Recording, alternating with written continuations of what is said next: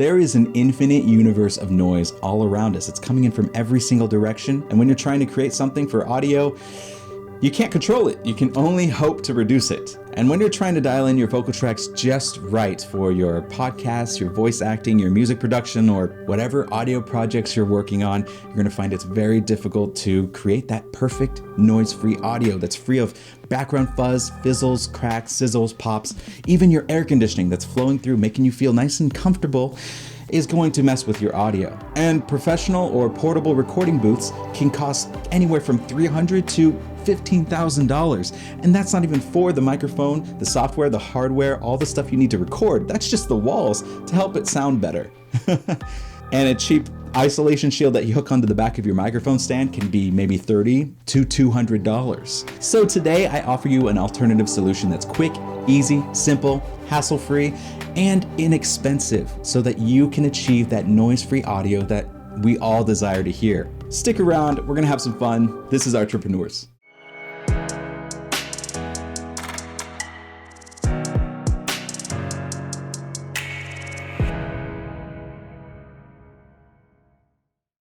Hey, if this is your first time joining me, I'm Jet, and I want to welcome you to a very special DIY episode of Artrepreneurs. It's the first one we've done for this series so far. So yeah, we're kind of diving into a different side of the creative spectrum with audio production, which honestly is one of my favorite creative projects out there. So this step is for anyone who's got the mic, you've got your PC and recording software, and you're looking to make your audio just sound a little bit nicer.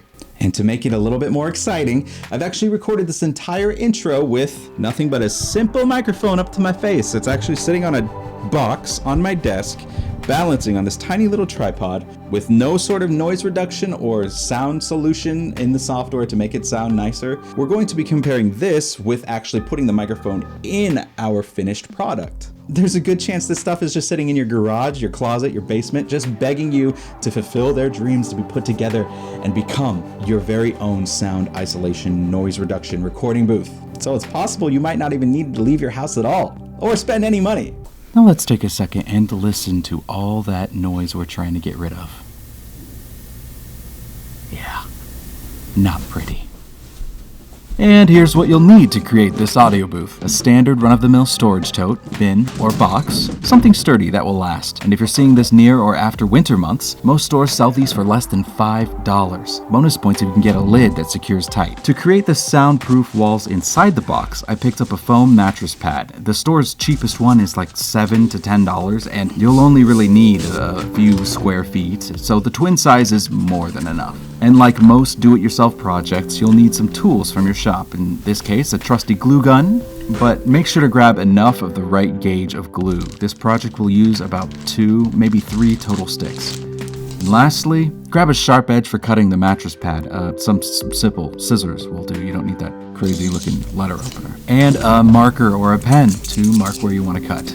That's it. Assuming you already have the tools and you go out and buy the tote and the pad, this thing will only cost you at most $15. And for crisp, clear, noise-free audio, you can't beat that price. Now, building the thing is actually a relatively pain-free process. A kid could do it, and you can probably guess how I'm going to put it together anyways. So I'll just provide basic steps and detailed tips to make sure yours doesn't completely fall apart. Make sure there isn't a lot of debris, dust, or pet hair on the pad. The material is quite porous and won't stick well to the smooth plastic of the tote using typical glue, especially if there's dust. A general rule of gluing is to make sure the two surfaces are compatible and to make sure it's clean. I used a marker to trace out the long piece that will go from the inside of the long edge down the side to the other long edge of the tote. Kind of like a giant U shape within. Always give yourself extra space when making cuts. It's always good to start with the big piece and trim down. Even if you think you're making a good enough accurate cut at first, like one and done, that's a big mistake. You'll almost always wish you would have gone bigger. I almost always mess up the first cut if I don't do that, so yeah. Just a tip to generally, have in your tool belt at all times. Lay the foam inside the tote like I've done here and press deeply into the corners. Then trace the inside corner edges from bottom to top. This is where you'll cut to ensure the foam fits corner to corner, trimming it extra tight to keep it flush right there. Once the main foam piece is ready, glue it in nice and secure.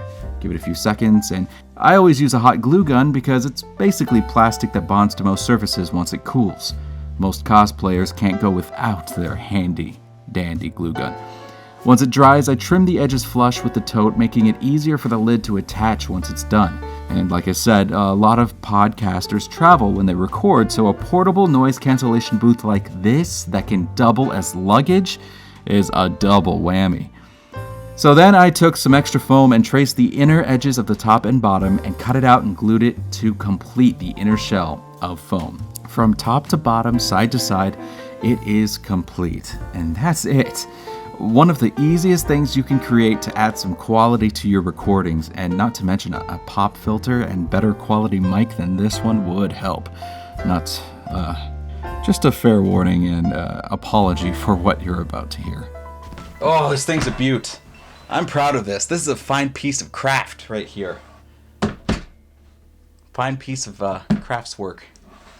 Hello. And I sound like I'm in a commercial. The brand new Ford Explorer. Wow. Testing 3, 2, 1. Hello and welcome to this piece of audio. I hope you enjoy. And welcome to this piece of audio. There is no noise.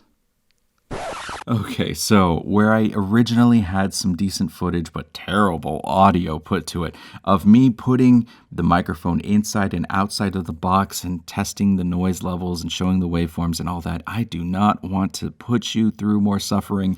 The whole proximity effect of having the microphone closer to my face, I totally forgot to lower the levels in doing that test. So it's nasty. You saw some of it. I'm not going to let you see the rest. Instead, I'm going to do a little pros and cons list to just, go over the effect that this cool little box that we created has on the audio projects we create. So a few cons right off the bat. Some audio engineers and audio creatives will notice that you do lose a little bit of the higher end and some of the mid when you're talking into a box that's fully surrounded by audio insulation, some acoustic foam padding. So to be honest, I'm actually talking into a newer mic. It's more mid-range and it's on a boom stand with the pop filter and it's going directly from that box. So I'm talking into the very same thing that we just created in the video minutes ago. And this is completely raw audio. No effects have been added. And you can tell because, see, you can hear the noise, the background noise. I'm snapping, I'm talking and breathing, and my foot's tapping, right? You can hear it. This is the raw audio. And one of the cons you can hear right off the bat is there is a little bit of loss for the higher end, but that can be rectified. That can be corrected, alleviated in the very least, just with a little bit of proper EQ tuning. Actually, some people might argue that having such pure, crisp audio being put into a fully isolated area will be easier to add effects to. So the reverb will be clearer, it'll be cleaner, and all in all, there will be a lot less debris in your audio. So another con that I can think of right now is it's a little limiting talking directly into a box. It feels weird. I have it next to my window because that's where my desk is, so and my light's on. So people think that there's some dude also always looking outside the window because the box casts a light shadow on the window blinds.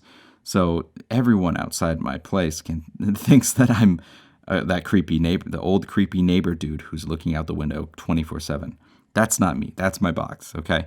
Anyways, a few other cons is that if you're doing a very active audio podcast where you're moving your boom mic around and you're interacting with guests, this is not made for that, okay? You can't have a 2-person or more podcast with this audio box. This is just for solo recording. That's all I'm going to say. And now let's move to a few of the pros. One of the biggest pros I want to say right off the bat. Okay, everyone tells you start with a comforter over your head or go into the closet or put a towel over your head and that will help isolate the sound and get rid of the noise. No, that's annoying. And everyone will tell you right in the first few seconds of recording, I have a comforter on my head. This hurts my neck. This hurts my skull, my scalp. My hair's being folded in weird directions because that's the way the comforter pulls and that's the way gravity works. And most people don't have a laptop if you're trying to make really decent recordings, you're going to have a powerful desktop where you can't bring a desktop, your desk, and the monitors and everything, and your digital audio interface and everything into an area where there's a comforter. I used to actually drape a comforter over my desk and over my monitors when I first started, and it did not work well at all, because effectively you have your monitor holding it, half of it up, and then you're holding the other half up with your hands or your head. It doesn't matter. You could put mic stands up or something to prop up the comforter, but it's just uncomfortable. Having this box gives me the same effect of the comforter or the closet, and I can fully free myself, and I can move around. I can be expressive and move my head around without messing up my hair. I mean, it hurts when your hair gets folded in the wrong direction because there's a comforter pulling it down. So big pro right off the bat is it is a lot more free. It's more freeing. It's more comfortable. Another big pro is if you're a podcaster and you're traveling the world, you got luggage. This thing pulls double duty. Not only do you have a decent audio noise isolated booth, but you also have a box. You can fill that box up with your boom mic, a small TV tray table stand. That's what I'm using right now. That can fold up and go inside the box. You can also put your equipment, all your wires, your cord, your pop filter, your headphones, even your laptop in a case. Put that on top. Your entire digital workstation could be in this box if you travel. So another good pro is it gives you really clear, kind of too bassy audio, but it's clear and it is so easy to edit. And when you apply effects, there's no residuals at all. So it sounds amazing. To be completely honest with you, I created the initial footage and this box just days before starting full production of Season 1 of Mondrea Memories, my AudioFiction podcast. The entire first season is recorded with this box around the microphone. I kid you not.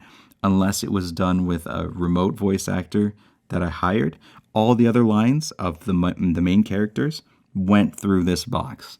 So check out Mondrea Memories and listen to the amazing audio that is created with such, simple equipment. It is quite amazing how just $15 max can create such an effective piece of equipment for your audio creations. So if you put one together yourself, send me a link to a picture. Let me see what yours looks like, because you might have used a different container or different padding. Also, another pro I just thought of, this mattress pad, the really cheap one, has a very similar wave pattern to the expensive acoustic paneling that people put up on their studio walls. So, that's just like a little added bonus. But anyways, if you enjoyed the video, just say hi in the comments. Let me know how you're doing. Let's talk, 2020 was this crappy year. We can get that out of the way. In 2021, we're going to make it ours, okay? So let's get the community back together of all these creative people doing their own thing, and feel free to check out more videos. I've got more on the way as well. This is going to be kind of a random year for videos, but I don't care. It's going to be fun, all right? I'm going to have fun. I invite you along as well. So if you'd like to see me get up to my random antics, feel free. See you next time.